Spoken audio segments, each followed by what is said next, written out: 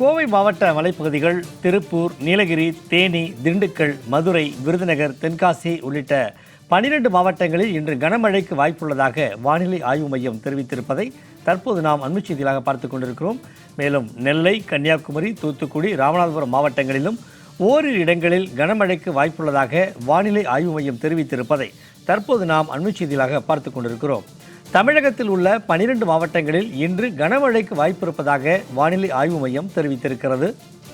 இது தொடர்பான கூடுதல் விவரங்களை தெரிவிக்கிறார் நமது செய்தியாளர் லாவண்யா. தமிழகத்தில் 12 மாவட்டங்களில் இன்று கனமழைக்கு வாய்ப்பு இருப்பதாக வானிலை ஆய்வு மையம் தெரிவித்திருக்கிறது. கூடுதல் விவரங்கள் சொல்லுங்க. வணக்கம் சண்முகவே.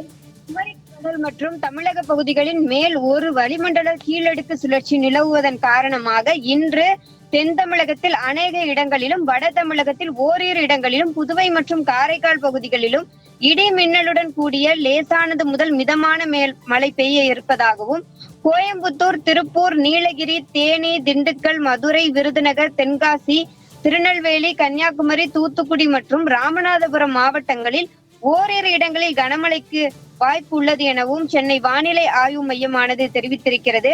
அந்த வகையில் நாளை தமிழகத்தில் ஒரு சில இடங்களிலும், புதுவை மற்றும் காரைக்கால் பகுதிகளிலும் இடி மின்னலுடன் கூடிய லேசானது முதல் மிதமான மழைக்கு வாய்ப்பு இருப்பதாகவும், அதே போல கோயம்புத்தூர், நீலகிரி, ஈரோடு உள்ளிட்ட மாவட்டங்களில் கனமழைக்கு வாய்ப்பு உள்ளதாகவும் சென்னை வானிலை ஆய்வு மையமானது தெரிவித்திருக்கிறது.